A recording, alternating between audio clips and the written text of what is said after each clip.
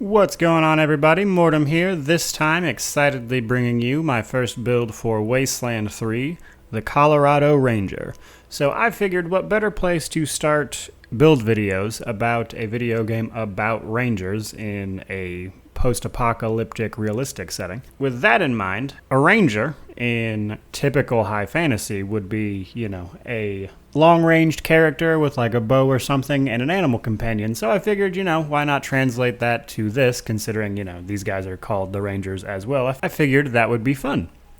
So, jumping right into it. First things first, let's pick a background for this character. So, there are 3 that I would recommend.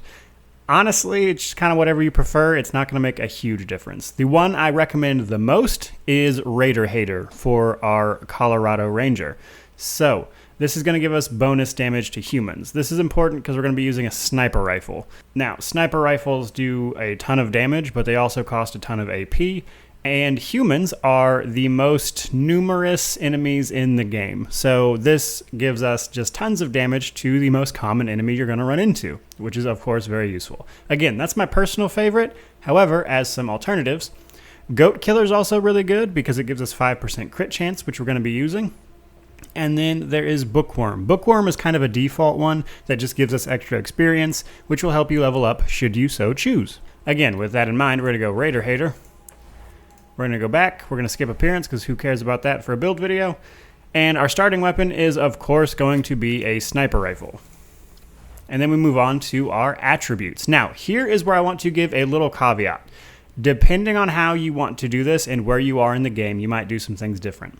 Factually, Charisma at level 10 gives you like 30% extra experience. So, if you're starting the game and you want to level up very quickly, you will factually level up faster if you dump all of your available points into Charisma. Personally, I don't like doing this. The game isn't really scaled around doing this, and you're going to outlevel content. It's not bad by any means. Like if that's your thing, do it. But my point being is you're leveling up faster, but the start of the game is going to be a little rougher because you didn't pick up any extra damage. So again, it's just an option. I wanted to mention it. I don't like doing it personally, but if you want to level up fast, that's the way to go. Now, beyond that, we're going to put points into awareness and intelligence. Now, at the start of the game, we're kind of at max level here, so we're just kind of spending all of them at once. But we're going to max out intelligence and awareness at some point. Intelligence is going to give us a bunch more crit chance and crit damage. At the end, 25% extra crit chance as well as extra crit damage.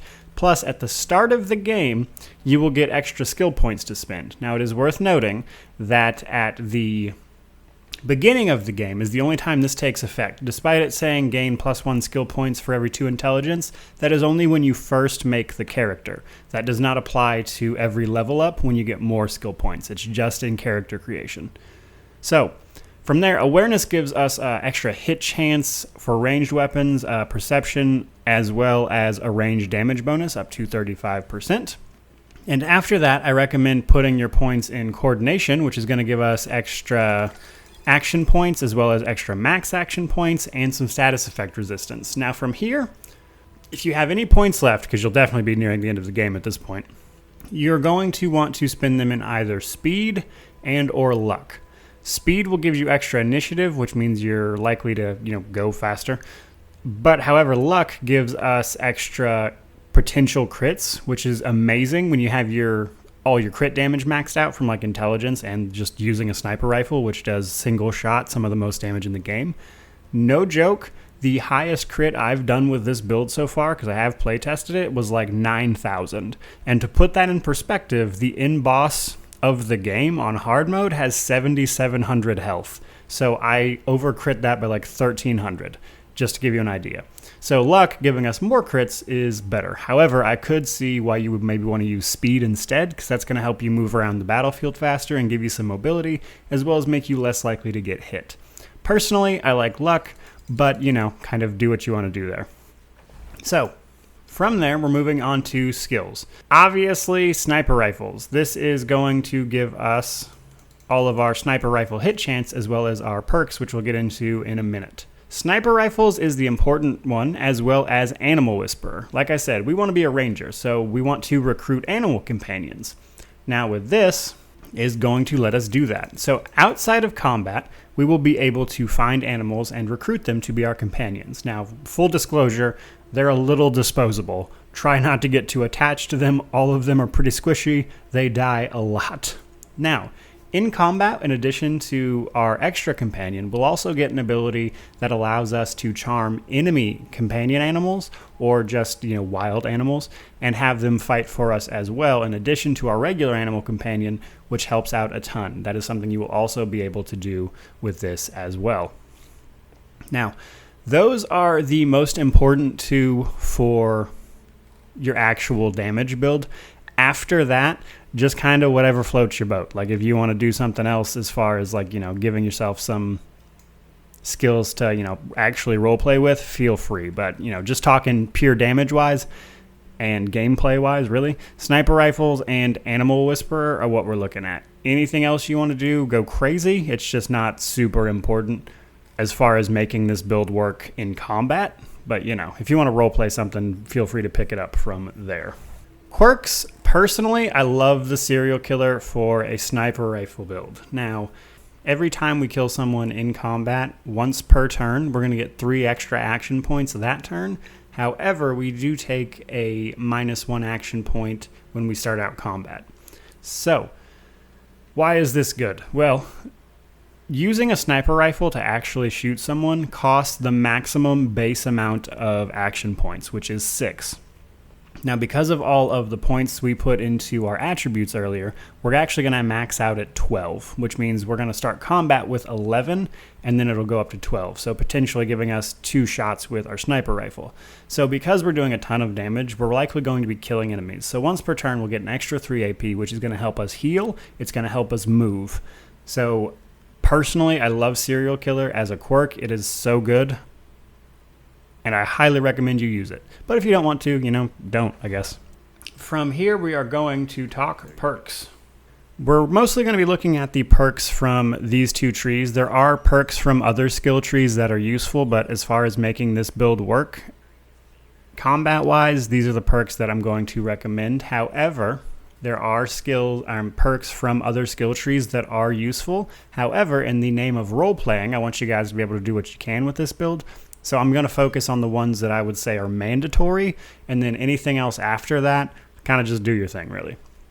So we're going to start out with Mark Target.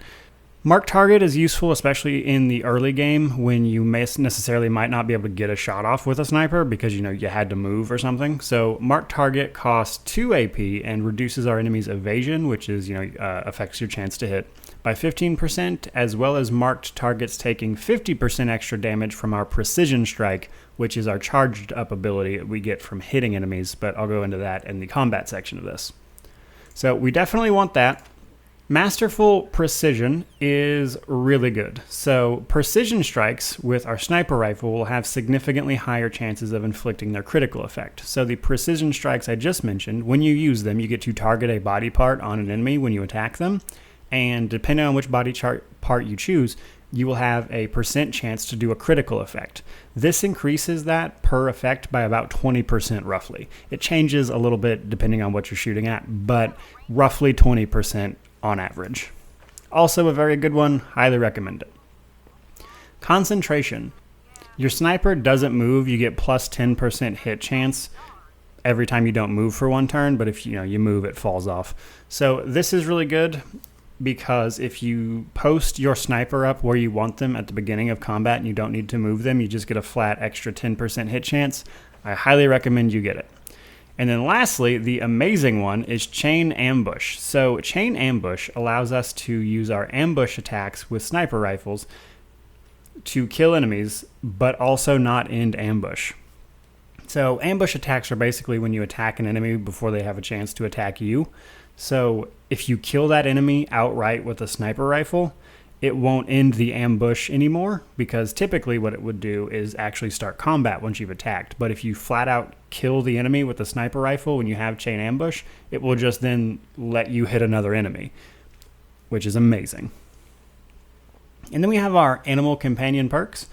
The first one is animal training at level 3. We get, our animal companion gets extra health and damage, which of course, is always helpful, so I recommend getting it. Spirit animal. They provide you with better passive bonuses. Here's the thing, I actually don't recommend using this one because it kind of just sucks across the board. Lastly, we have Vengeful Bond. If your animal companion drops to 25% health, gain 50% crit chance and 2 AP. Very good, very useful, highly recommend you use it. So those are the things that I highly recommend you get and, would almost insist upon it. So from there we have the non-skill perks that everyone gets. Deep Pockets, Hardened, which is extra armor, extra health, extra evasion, extra crit resistance. We don't really need any of those, but if you want them, pick them up.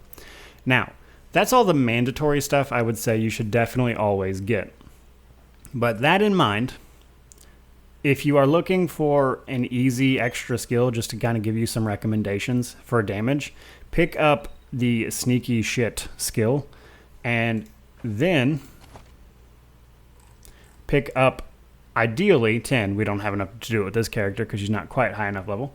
But if you can attack with a sniper before the enemy has a chance to see you or anything, you get an extra 200% damage on that attack, which is fantastic. So Lights Out is very useful. So if you're just looking for like a way to play the game and try to, do tons of damage, that combined with Chain Ambush I find is pretty good. Beyond that, you should honestly just pick up the perks relevant to the role-playing skills you picked up. But what I've covered here are the ones that will primarily affect combat and how well you do it. Because after that, skills like armor modding and stuff have good perks, but they're for like modding armor. It's not going to affect combat that much. So what I went over here is mostly just the stuff to directly affect combat. Keep that in mind. I tried to leave this as open as possible for people to impose their own role playing on it. So have fun with it. Now, when it comes to animal companions, let's talk about that for a second. There are several options, but as I mentioned, they're all a little disposable. They die pretty easily. There's actually an achievement for bringing a specific animal to the end of the game without it dying, which is a pain. Now, there are cats, dogs, chickens, rabbits, stags, does, honey badgers. There's like one bison in the game you can pick up. There are cyborg chickens, which actually you cannot use your charm animal thing on. But all you got to do to charm an animal is walk up to it, as long as you have Animal Whisperer, click on it, and you will charm it. And they give a passive bonus to you. The cat one is actually really good because it gives you extra crit chance. However, each one does different things. I don't really have a preference because the buff is relatively small unless you picked up that perk, and even with that perk, they're just okay. However, if you just want flat extra crit damage, I highly recommend using the cat, as it is very good. Okay, so now let's talk gear, now that we've went over all of that. Honestly, I've found the best stuff to pick up is the Spectrum Assault Armors because they do not have a strength requirement, which would, of course, prevent us from using them. And they give combat speed as well as crit chance plus initiative, which is really good. Now, the Spectrum Assault stuff is common. It's just an armor type that drops towards the end of the game.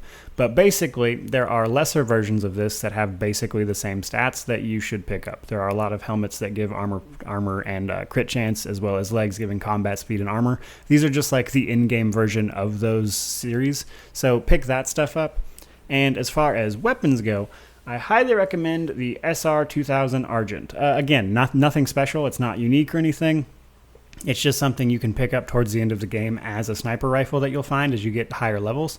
It, as far as I know, is the highest base damage one that I've found. There are, of course, unique items, though. However, unique items have these little gold outlines. And if you find armor or a sniper rifle that has that gold outline that you prefer, by all means use it. I'm just getting as a base, this is the stuff to shoot for towards the end game. It's really good, and honestly, uniques in this game, they're not bad, but they can be a little underwhelming when it comes to armor. Weapons are usually pretty awesome. However, the armor tends to be just a little underwhelming, in my opinion. With all that in mind, let's talk how we're going to be engaging in combat with enemies. Now, I'm just kind of give you a general overview of how to play this character, is like in terms of positioning and what you should be doing. But, like, you know, there's only so much I can tell you because this is a broad game. There are a lot of combats with different unique quirks to each particular combat you happen to do. Certain fights have certain things going on, so there's no, like, one size fits all. But I am going to give you some general advice to help you get through some of those combats and hopefully help you have a fun time with this build. First things first, we are a sniper. We should really not be on the front lines of anything. Ideally, try to stay behind cover and away from enemies as much as possible. Now, while you're actually out and about in the world, you can't really see where cover is going to be, so you kind of just have to guess. But, you know, usually like right next to things is a good place to be. Now, we're just going to go ham on the middle of town here, because, you know, why not? But ideally, if you're out and about, when you get close to enemies, a red circle pops up. That red circle is their detection radius. As long as you stand outside of it, you're not going to initiate combat until you step inside of it. But because sniper rifles have such a long range, it makes them ideal for starting combat. Because, of course, you're outside of the range, you can do a ton of damage to a target, and, you know, it's just a really good way to go. So in town here, a lot of these civilians don't really have a lot of health. But in general, you're going to pick a target. You're almost always going to have a 95% hit chance at the start. 95% does seem to be the max. No matter how much you stack, it always seems to give just a 5% chance at a miss. So there's that. But once you've got that down, shoot and you're good to go, provided, of course, the target isn't blocked.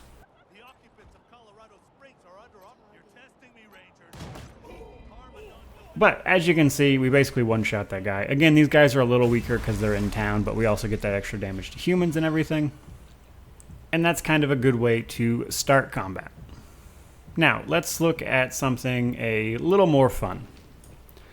Okay, so looking at something a little more fun. Again, we want to put our sniper next to some cover, ideally when we start, and then start combat from here. Now these enemies are a little tougher as they're a little more towards the end of the game, so I figured that would be a good place to show you. Again, we want to use our sniper to start combat as much as possible. Now, because of us using that attack to start combat, that does affect her starting AP, so we won't have quite as much. So that said, she did already attack. So you can still use things like Tame Predator if the enemy is using you know, animals against you or anything like that, or potentially maybe throw a grenade or something if you have them being used, but otherwise it's on to your other character's turn, and ideally they'll have a very softened up target to start with. Like this guy, who goes down like nothing because we absolutely destroyed his health bar. And then from there, we of course want to just have our regular turn. And then the name of the game from there, honestly, is just trying to keep your distance from enemies and pick off enemies that have taken a bunch of damage from your other people. So, because they do so much damage, sometimes you can just flat out one-shot someone, especially if you get criticals. And then, of course, your friendly turn, your animal companion will start doing damage, as our cat here is about to do damage to this guy. Now, a lot of the animal companions, the damage varies a lot. Like, believe it or not, chickens, for some reason, seem to do the most. But honestly, it kind of just depends on what you're using and who is doing it. So, we can take out this guy with our sniper. And then our serial killer perk takes effect, gives us 3 AP, and gives us another shot, as our turn AP didn't quite give us enough to take 2. Now, unfortunately, he's blocked, so would have to move to take that. But we can hit the Scar Collector leader, however, we're unlikely to actually kill him due to his high health being the leader and all. Oh, but we did, because we criticaled and took out his entire health bar. That's a fantastic example of these ridiculous crits. Our normal shot wouldn't even have done a third of his health, but our critical and our Raider Hater just completely obliterated that dude. So, I think that is a pretty good idea of combat to give. It's a sniper. You know, let your animal companions and your teammates do the work. Ideally, you want to stay in the back just picking off half-dead enemies or just hitting for ridiculous amounts of damage. So, there you go, guys. There's the build. I hope you enjoyed it. If you did, by all means, like, comment, subscribe, and stick around. I will have some more coming for you. But more than anything, just thank you so much for watching. May you wander in wisdom and have an amazing day.